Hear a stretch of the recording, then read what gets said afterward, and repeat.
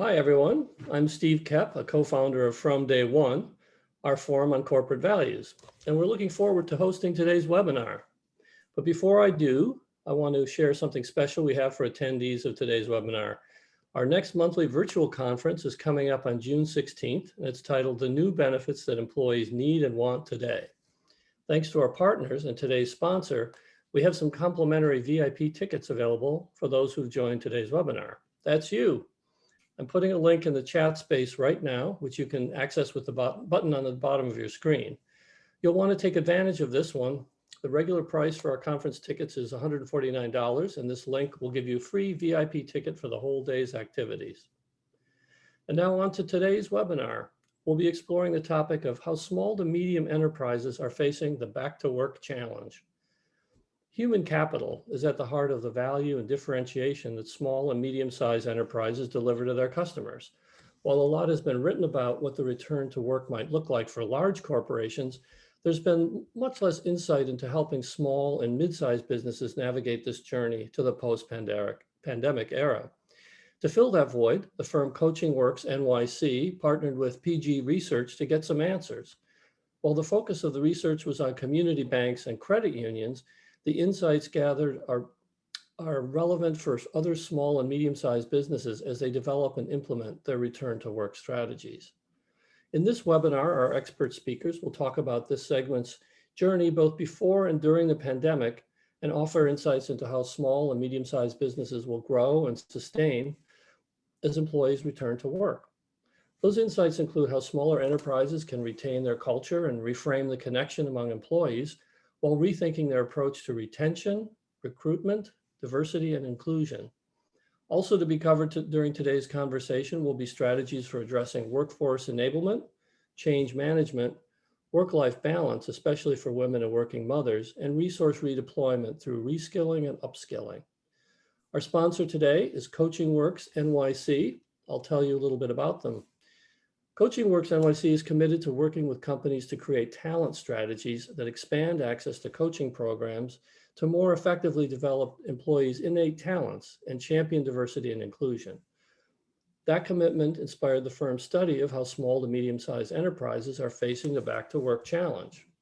This webinar will share the findings from proprietary research designed to help these businesses design and implement strategies that leverage this once-in-a-lifetime opportunity to transform their teams, accelerate diversity and inclusion, retain workplace culture, and recalibrate work-life balance, and all this while achieving long-term business growth.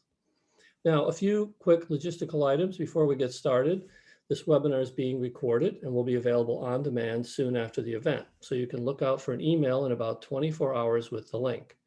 That email will also have info on how you can get professional development credits for this session from the Society of Human Resource Management. And look out for a written account of the conversation soon on our website at fromday1.co. Now I'd like to introduce our moderator, Lydia Dishman, a contributing editor for Fast Company on such topics as tech and leadership, as well as breaking news. She's written for CBS Money Watch, Fortune, Popular Science, and the New York Times, among others. Okay, Lydia, over to you and our speakers. Thank you so much, Steve, and thanks everyone for joining us today. I am sure we are going to have a great discussion and you're going to get a lot of valuable insights. But before I begin, I'd like to ask that we all take a moment to recognize that as we often talk about the sweeping changes ushered in by the pandemic, we also need to recognize another pivotal event that occurred a year ago today that changed everything. That's when a police officer kneeled on the neck of George Floyd, causing him to suffocate and die. So to honor his life and the lives of so many people of color who were killed, I'd like to ask that we just take a brief moment of silence.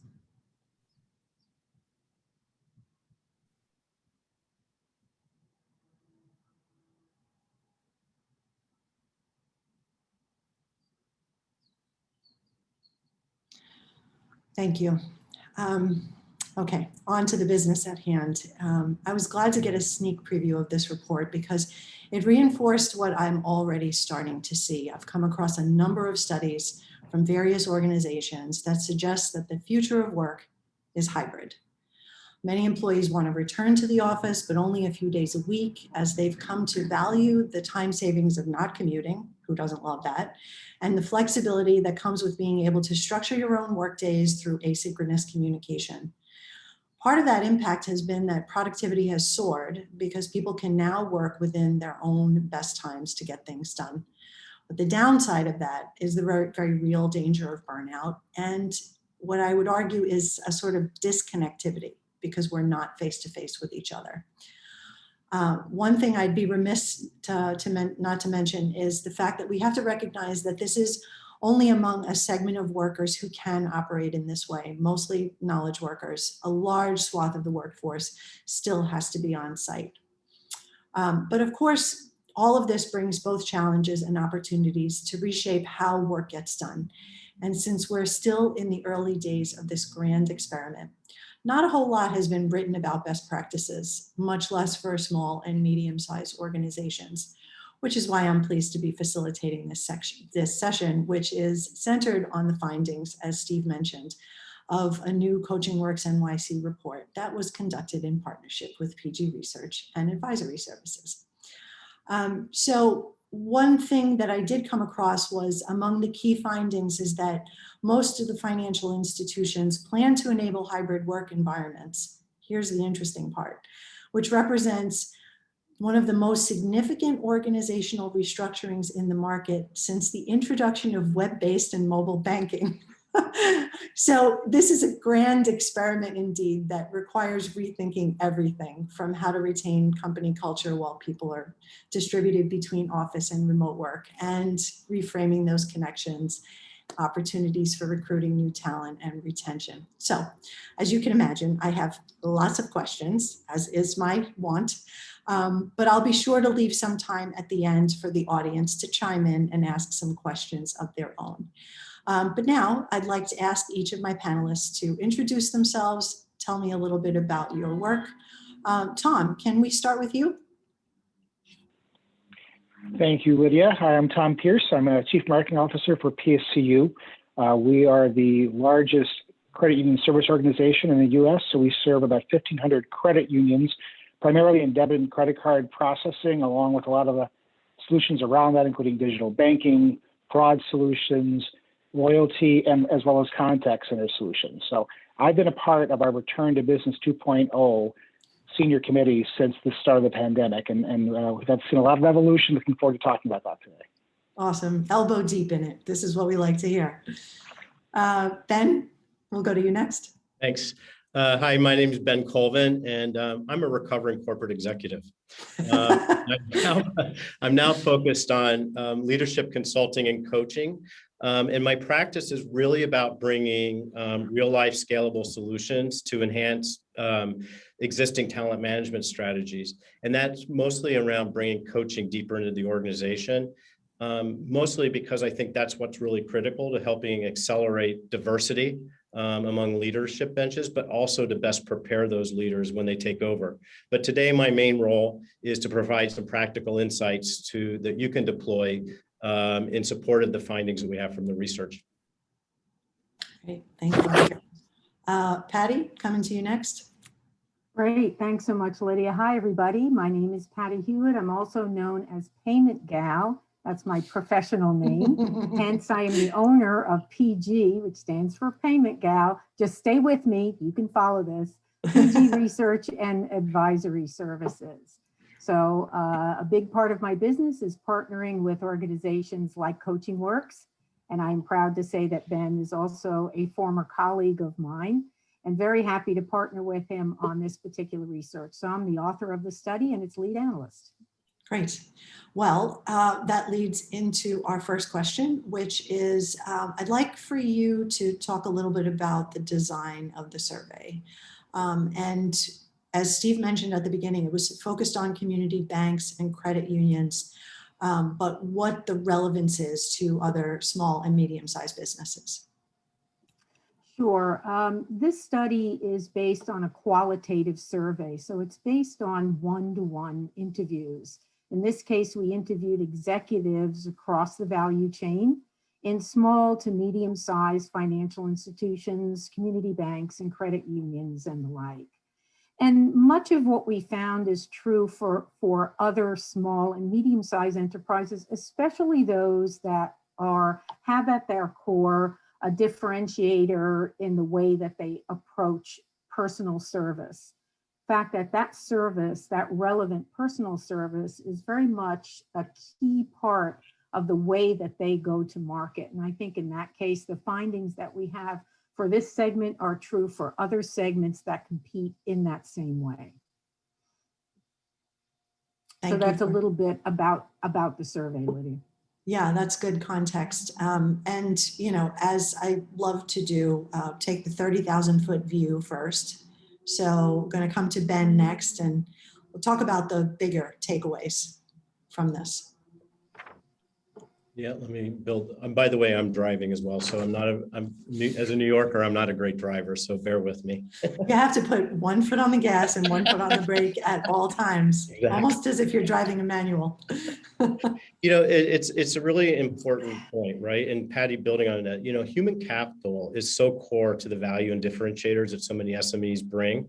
And it's the heart of delivering that is really the organizational culture. And we did find really that there were three components to that. The first one is around retaining the culture. And what I mean by that is change will best be managed through the preservation of the organization's cultural norms.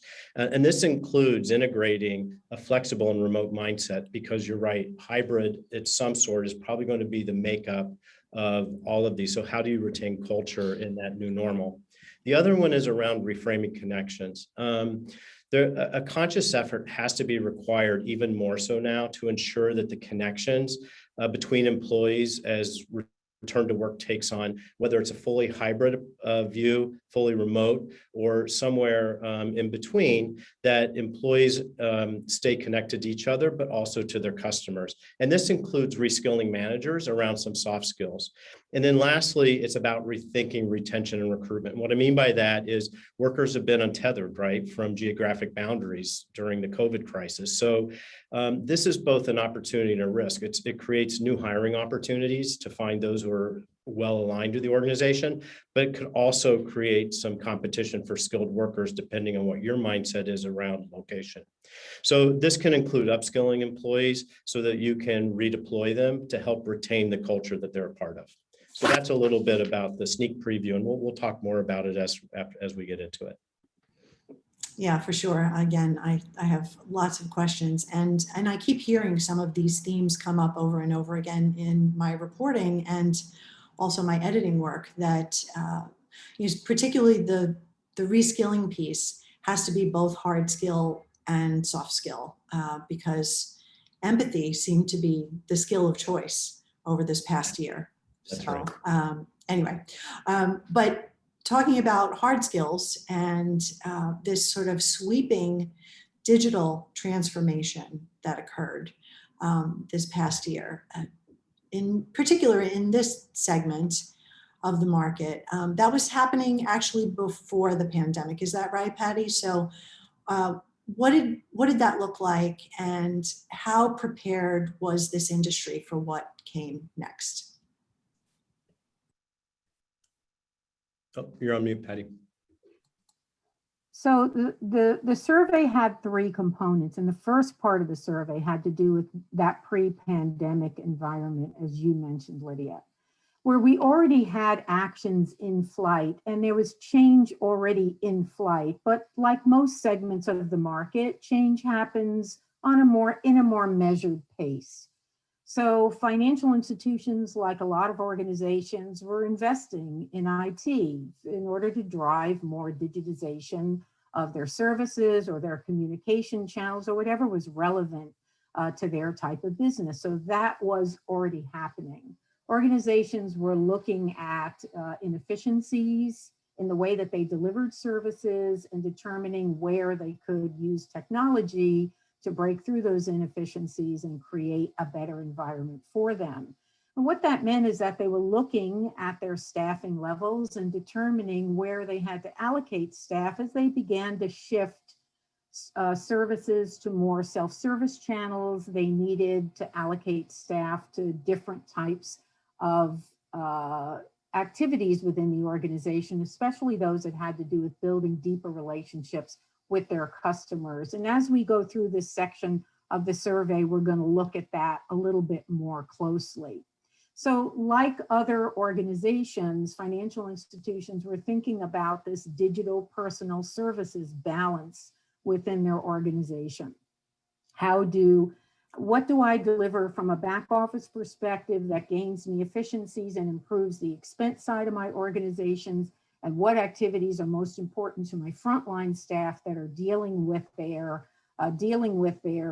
customers on a daily basis, and how can I create better value out of that? In addition, human resources were looking at talent management then in a different way. How do we nurture career paths that are more defined along these lines of business? And how does that intersect with my self-service strategies? But what's most important about this that I want to continue to emphasize is the fact that, again, in a small and medium-sized enterprise, that culture of personality, that culture of personal service, of relevant service, of understanding your customers' personas and reacting to those, that empathy that you mentioned, Lydia, is so important to their differentiator in the market. And so if that is my core value proposition, is that I can marry these things together. So back before the pandemic, hybrid working meant the combination of digital and in-person environment. And that's what, when we talked about hybrid, that's really what we meant. But what that translated into the fact that there were no remote work policies, because remote work was not relevant to what they did on a daily basis. It was that interpersonal connection that was relevant. It were those things that were most important to them. And so as they thought about talent management and how do I attract and retain the kind of talent that I need, they understood that they needed to begin to bring workers into these organizations that understood this dynamic between digital and physical interactions. And I think that's where we see, and Ben is putting up a slide now with some interesting data about that. Ben, do you want to share a little bit of what we've seen about that disconnect? Well, the interesting thing is, as you see here, right, it's, banks, but I think a lot of organizations will find that they had a challenge retaining younger talent, but they also understood the importance of it, but they didn't have a specific strategy for it.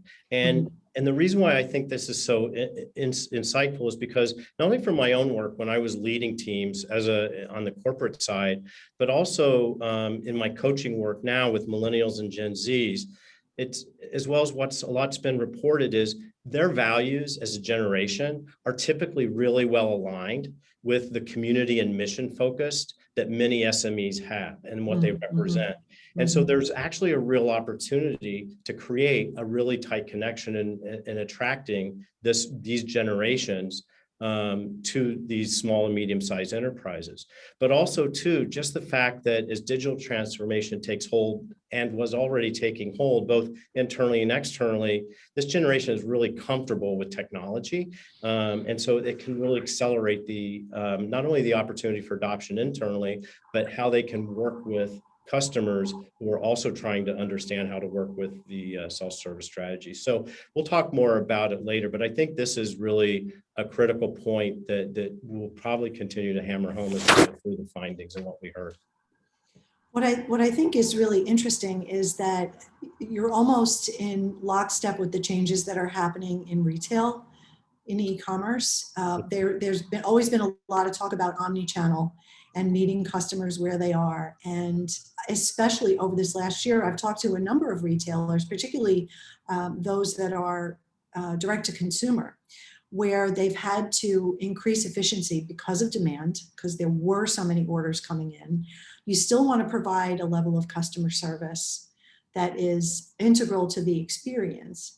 But at the same time, you have to balance that barrage of incoming requests and knowing how to, is somebody just looking for an order? Is somebody just wanting to make a deposit? Is somebody, just needing to find out where something is? which could be handled in an automated fashion versus, sitting down with somebody and saying, okay, I need some recommendations. So I think, yes, as you both have said, the workplace has been in flux. This draw for younger workers is certainly aligned with the change. Tom, I want to come to you though, and you've got the boots on the ground, and as I mentioned before, elbow deep in all of this. So tell me a little bit about what's happening at PSCU and what the structure was before and how that changed. Sure, Lydia. So it was interesting. So we've got 7 campuses. We're headquartered in St. Petersburg, Florida, about 2,800 employees, and we've got a whole mix of types of employees, from professionals in fintech and product development and finance and accounting, and then a whole host of frontline contact center staff and fraud staff that are servicing credit union members for their needs. Previous to the pandemic, we were roughly 90% of our staff were on site. And my marketing team was even on site almost entirely. Well, in the space of less than a week, we pivoted and sent 90% of the staff home. And the challenge, it was not just equipping all of these folks who maybe didn't have laptops, Right. making sure that everything was secured, because you're dealing with transactions and Right. member interactions, and you've got a staff of contact center staff that's always been managed on the ground by supervisors. So how do you monitor all those folks remotely, making sure that they're supporting the members? But then we focused a great deal on communications. Communications was really key for us. We upped that amount of communications across the organization. We increased training. We had to train supervisors on how do you shift from really coaching and leading a staff where you're walking around at cubicles to suddenly they're all at home, and how do you engage with them in a remote fashion? So we had to adjust all of our training. And what's been amazing is that while we thought we were going to have all of these challenges, after people kind of figured out, where can I work at home? How can I work around my kids or the seniors at home and actually get my work done? We've seen the performance actually improve across the organization as people have been able to, grow in this new environment. And we've been very involved with the Gallup employee engagement work for the last several years. We've been very stagnant for a couple of years in terms of how we were sitting. We did the survey this past fall after we'd been at home for almost a year, again with all employees, and we actually grew for 5 percentage points above the 90% engagement. So our employees are much more engaged now than they were before in the office. So it's causing us to transform our thought process for, once we get past this, what's this new hybrid environment look like? But it's clearly going to be different. Mm-hmm. Well, as I said, I've seen lots of reports about the productivity increasing, but the engagement increasing is a very encouraging metric, I believe, that certainly bodes well for the future if we can just kind of keep the momentum. So we're talking about before and after, but let's talk about the moment. Patty, what was the moment like in this segment? Sure, the moment was just shocking, like it was to so many organizations around the country, but it really shows the resiliency and also the capacity for adaptability that we have just simply as human beings. Mm-hmm. In the early days, the most concerning thing, I think, for most organizations was ensuring that their employees were safe, right, that their customers were safe and well cared for, mm-hmm, and that they're, in particular in organizations that have high levels of security required, that security and risk management is in place, and that was certainly true in this case. So those were the really early term concerns of the managers that we spoke to. That was all that.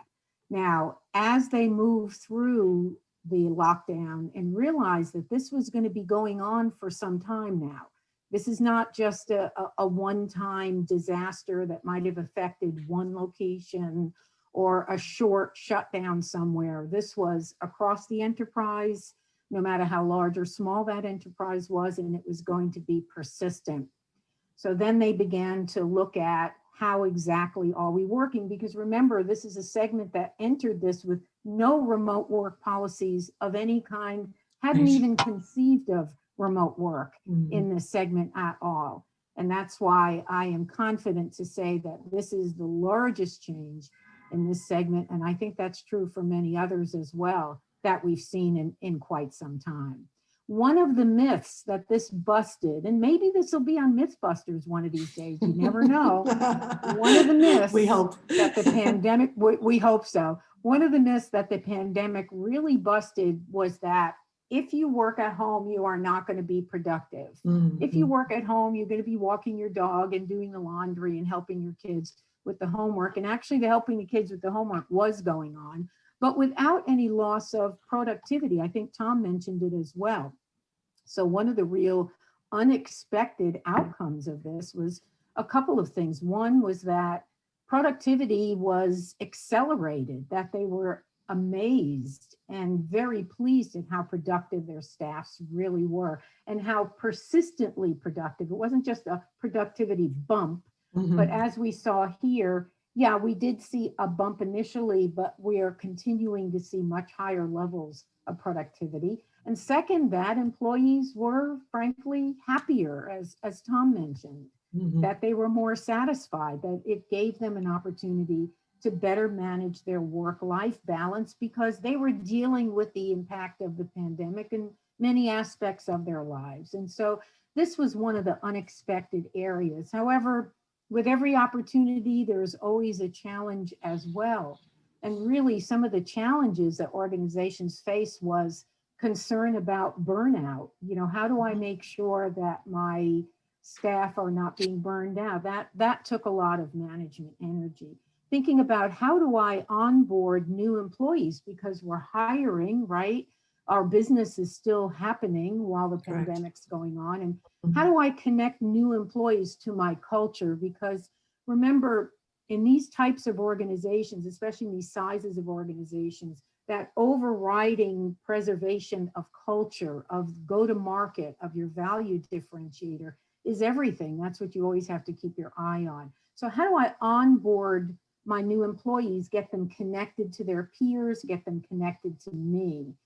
How do I identify managers that may be struggling with this, that don't necessarily have expansive communication skills to understand how to do that?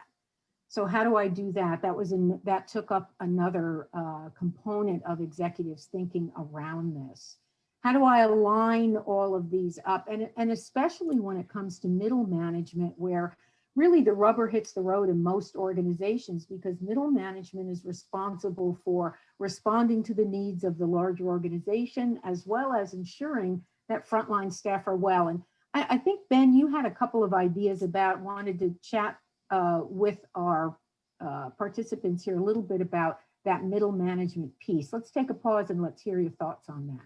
Yeah, I mean, it's, you know, even before this, and I even remember during my days when senior management would talk about the challenge, the gulf in the middle management and the challenges it created in an organization to help kind of help the organization become more impactful. But that became even more apparent during the pandemic, because it was requiring, as Lydia said earlier, it wasn't just a matter of keeping people focused and keeping the work getting done, but it was also bringing empathy into it. You know, and it is true, right? Middle management is not only do they help inform the strategy that a company is going to deploy, but they're also responsible for executing it. They also typically manage the largest number of employees within the company. So building those soft skills, building coaching skills is really a critical competency that doubling down on really has to occur beyond just simply being managerial. And we'll talk more about that later, but I think that became even more apparent as we had this kind of extended work from home. Right. So as time went on, right, Ben, as time went on, executives were learning the impact on their workforces, on their management, on their organization. And they were replaying that and reconsidering that as they began to get settled down into what should their policies really look like. And as time went on, they recognized that there was a number of staff members that missed being in the office, that missed being with their colleagues, that had value in it. They found, for example, that they struggled with strategy development and brainstorming sessions or product and service development because it's better in those types of sessions to be together in a room, these whiteboarding sessions. So that became kind of challenging.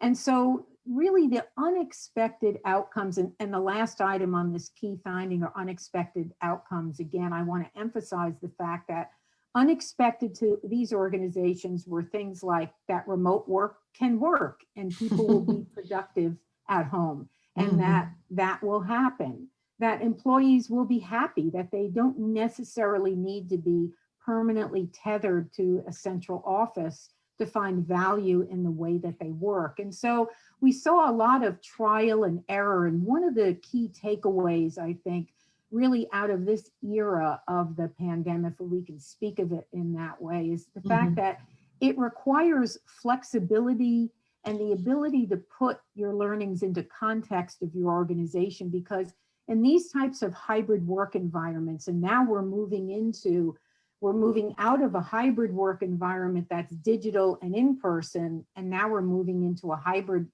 environment where it's digital, in person, and remote. So we now have three things intersecting that are creating this hybrid work environment, is to be flexible. And there was a lot of trial and error. I'm sure you can attest to this, Tom, where there was a lot of trying things, especially when it came to employee motivation, incentives, rewards programs, trying to understand how do we bring employees back together, get them all on the same page, celebrate our successes and other things in ways that we really haven't had to think about that in the past. I think that that's all part of the engagement that is particularly with regards to recognition. I mean, I've heard several HR directors say that they've now taken on the hat of chief counselor to, lend the empathetic ear. And I'm also thinking about what you said, Ben, about middle managers, because a lot of those people have the younger professionals, individual contributors who really don't have a long history of working. And now all of a sudden you're disconnected from the people who could teach you things or learn by osmosis in the office. Right. So yes, there has been a lot of trial and error I've seen, not just in the financial segment. But Tom, you're starting to see some results of these trial and error experiments, particularly I think with regards to recruiting, you said? Yeah, it's really a double-edged sword you got to think about, Lydia, in terms of retention and recruiting. So on the positive side, where before, as we were looking at, for example, our Tampa Bay market, and we're trying to draw in staff to work on our campus there. Well, now that we can basically engage with folks on a work from home basis, it opens up that landscape to be able to bring in staff from anywhere in the country because of this environment. And that's been good in many departments. That we've actually brought back some staff that had to leave because their spouses had moved, they moved along with them, and they've been able to rejoin the organization in different capacities. But on the other side, you got to think about the fact that not only is it on the positive side, but also all of your staff can be easily poached by anyone across the country as well. So as you think about that environment you're trying to create for the long term, and we're still 90% remote now and kind of planning for that trip back in the office. And most of our departments are going to be in a situation of hybrid, where they're not going to require their staff, where before they would have been in the office 4 or 5 days a week, it might be 1 or 2. And that's going to be, because that's what we're competing with for these folks that have really started to enjoy and be productive and be engaged in this work from home environment. They don't want to leave that. So how do you think about the long term, which is what we're doing, to make sure that we have a holistic group that's able to get together when we need to, and yet work productively at home and balance that? Ben, I thought you might want to pull the lens back and give us a broader picture of this recruiting and retention experiment. Yeah, look, building on what Tom said, and I think Tom even said that this Gartner survey, there's something that's even more impactful about this, but I think he's really raising an important point. the work that I do, especially with tech companies, what's interesting is most tech companies, whether they're large or small, are going to either stay fully remote if employees want to, or fully flexible. And the only reason I'm focusing on tech companies, when you think especially about those, right, and you think about what Patty was talking about with respect to digital transformation, and you think about it in the context of where are you going to need skilled workers, it's going to be more on the technology side, right? And so if you're thinking about how we're going to continue to be able to compete in that space or to find the efficiencies that come from that, how are you going to compete for resources or retain the resources you have if these other tech companies are enabling that? You know, Salesforce.com is really actually is a great example of that, where they've widely published their work from anywhere program and for employees. And that's just one that does that. So that really creates a potential risk. But as Tom said, and we also heard from the other survey participants, is that they also see this as an opportunity if they're willing to open their minds up to that level of flexibility. And I think that's really the key. So, Patty, based on some of the feedback that you heard from the people who were surveyed, how are they thinking about the future from a practical, strategic standpoint?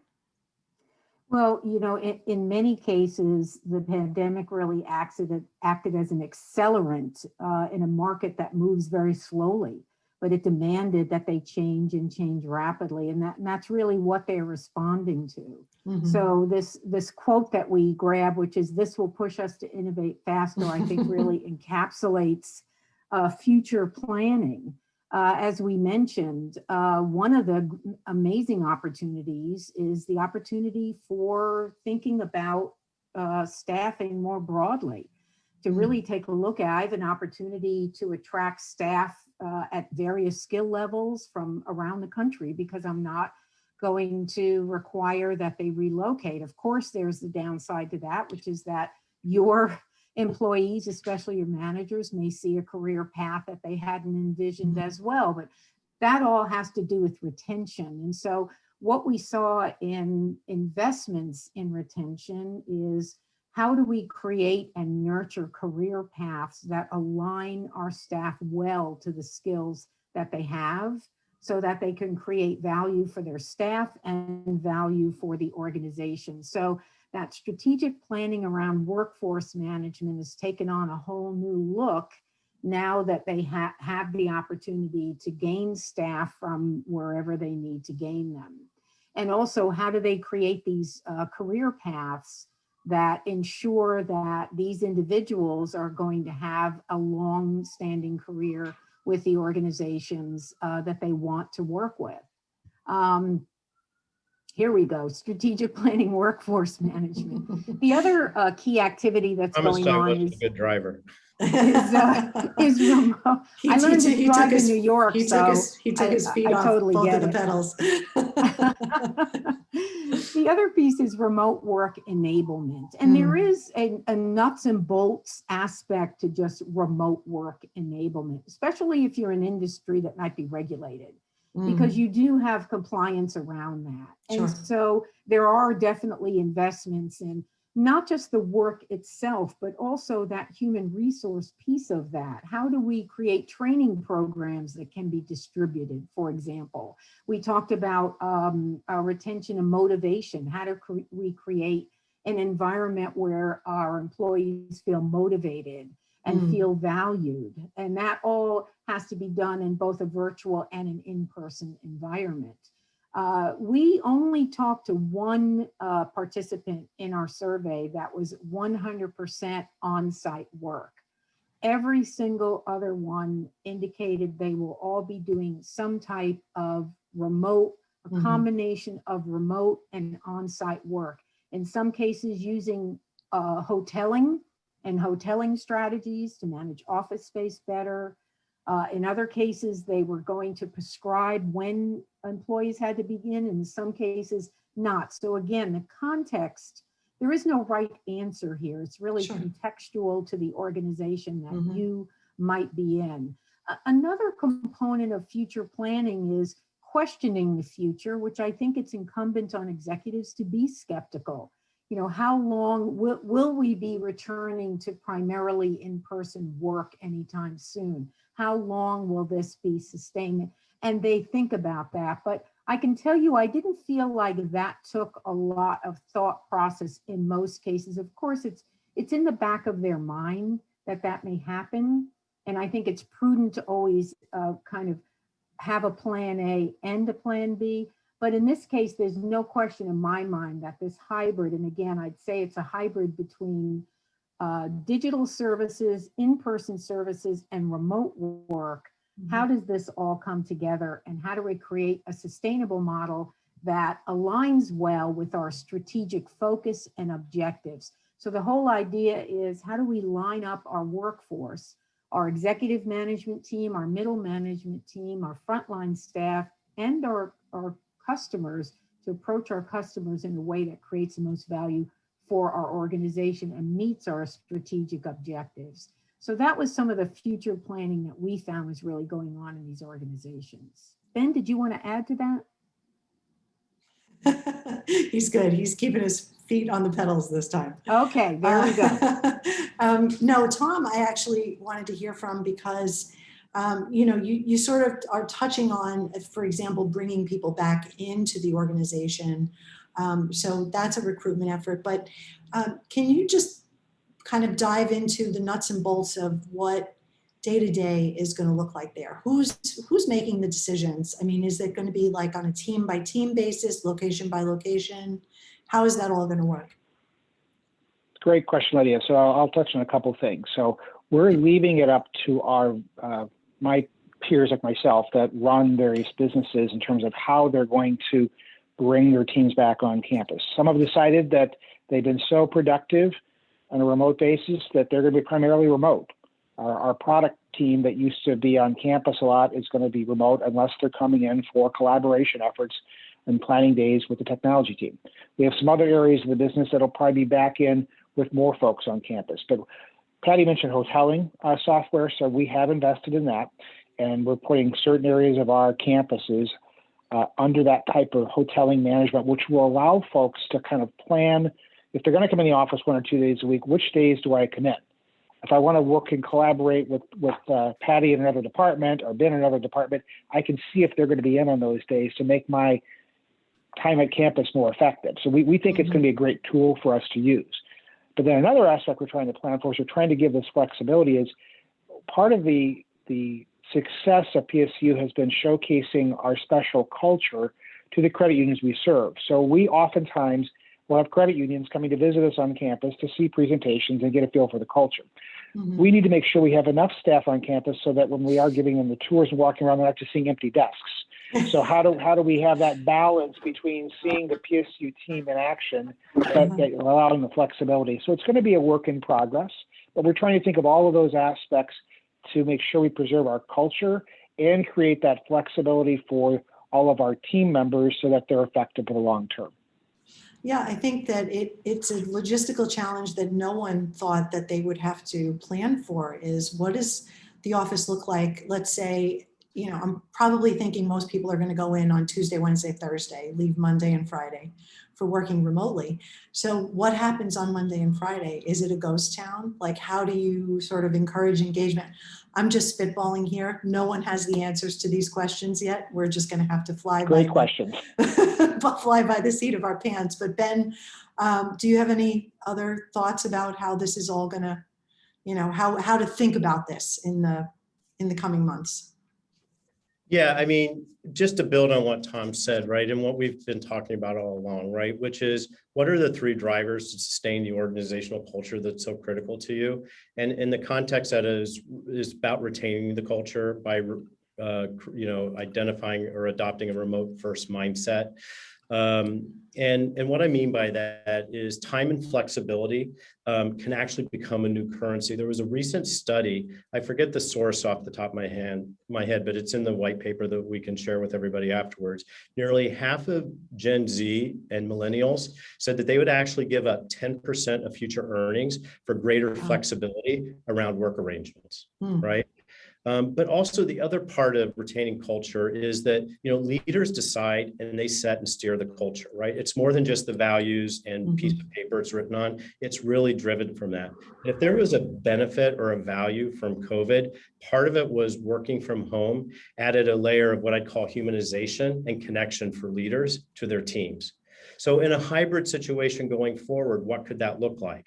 It might look like that instead of people who are in the office sitting in the conference room, so that the people who have chosen to work from home are on the Zoom, that everyone still Zooms in from their office, as an example. So some small things that you can do to continue to maintain that connection and feel like that there's no penalty for whatever decision that you've made that works best for you. When we think about reskilling, reframing connections, and when I talked about reskilling to address the new normal, what I mean by that is how do you integrate both emotional, social, and adaptability skills, not to mention digital and cognitive skills into your training strategies, right? Or how do you start to deploy a program like what I've called Manager's Coach, right? Where you enable managers to bring a more individualized dimension to their team leadership. I've done this with clients. It's another way to bring coaching deeper into the organization, right? And we all know the impacts beyond just traditional coaching, which isn't always available. And when you think about rethinking retention, it's both upskilling for redeployment, but it's also the added flexibility. Tom talked a lot about the added flexibility in that context, but just to even support it, there was another survey that showed that 33% of millennials and Gen Zs said that they would give up future earnings for the types of benefits that might include flexible work time or corporate volunteering. So again, it's just a demonstration of how their values are so completely different, but how they can be so well aligned. But when you think about upskilling, especially in the context of technology, if you're taking employees, say, out of other areas, it's not just making them programmers and engineers, but it can be things like user experience. It can be things like project management offices within technology organizations. It can be, business IT partners or vendor management. So what are some of the functional roles there? But the most important thing to that, right? A lot of people will deploy these reskilling programs, but the most important thing is how do you identify those employees who are most likely want that type of a role or opportunity or have the skills? And there's ways to do that.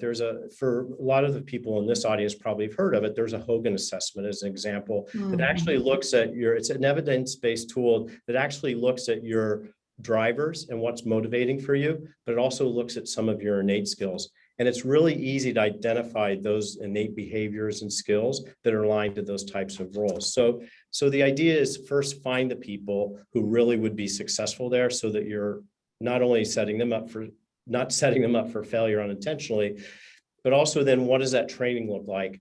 But more importantly, once the training's done, how do you give them a year of kind of mentoring and coaching to ensure that their transition is really successful? So those are just some examples of how you can refine and build on what Tom was saying about what you can do in the new normal as return to work happens. And I think another thing, if I can just add to that real quick, I think another component of this is to ensure that first of all, you're thinking through some policies that are defensible and are fair and balanced.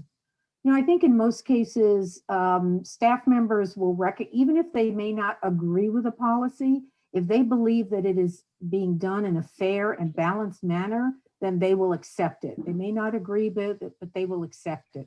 And that's one of the things we found in talking to the executives that we talked to, is that deriving policies that were fair and balanced were very important.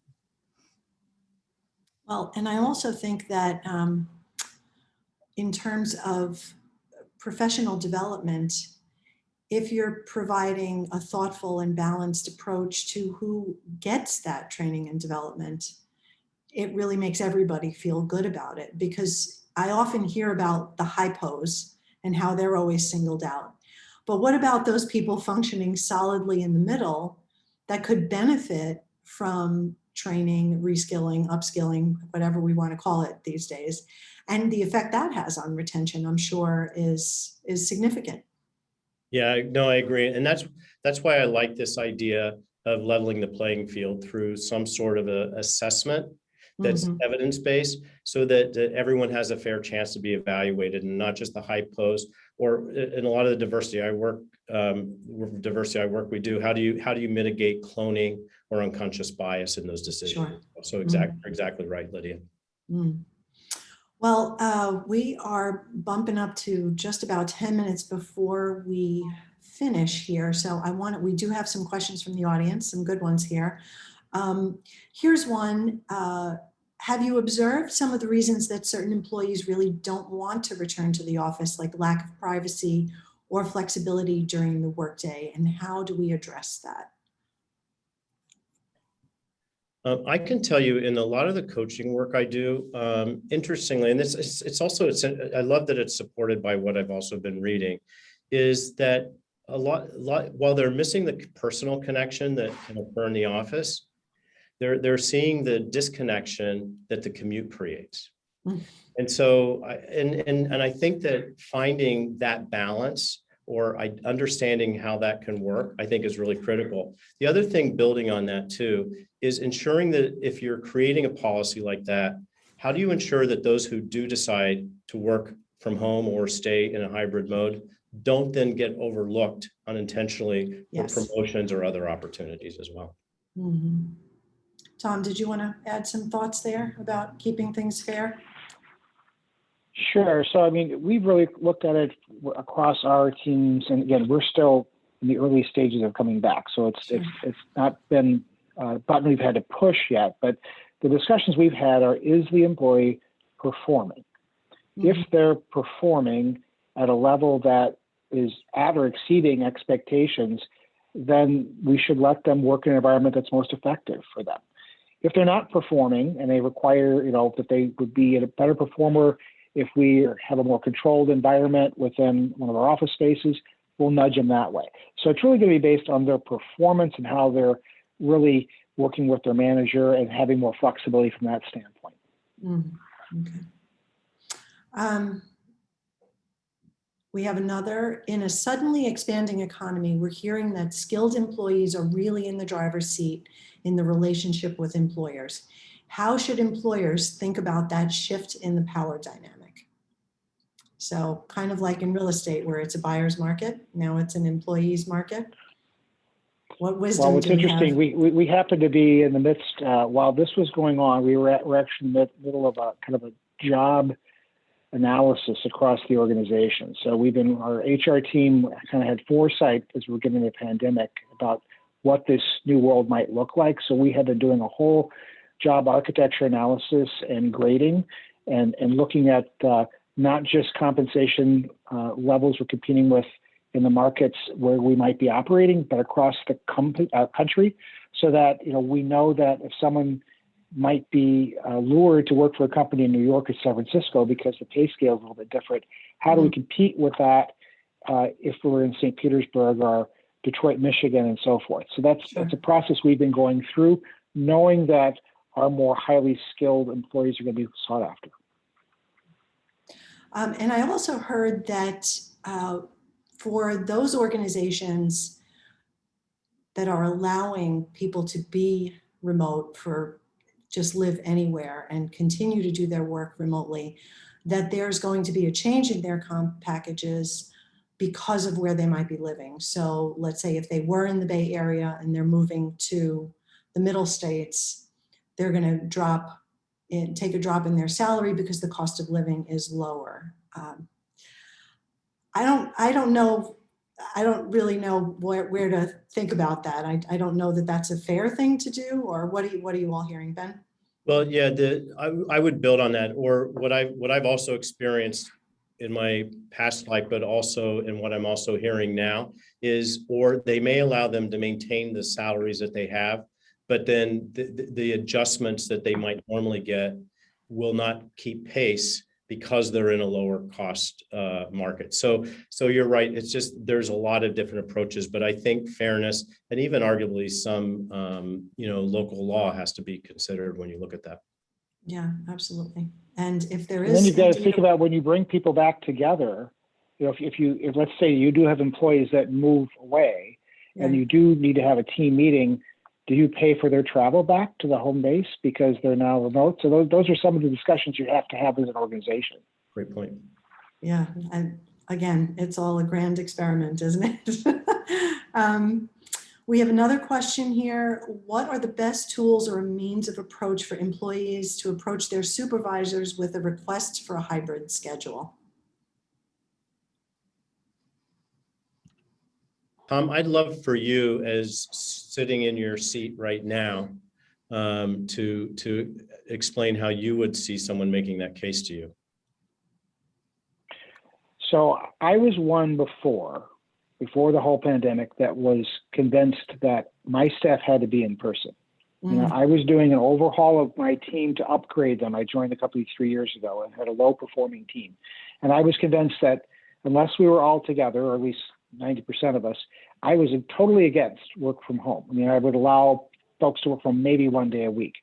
And I had, you know, now that we've gone through the mix, and even probably 6 months into the pandemic, I still had a view that as we got back in the office, we were going to be probably 3 days a week or 4 days a week. And now I'm to the point where I've had folks, some of my key staffers are relocated because of the housing market, and have talked to me about, I can do this and come in once every 2 weeks.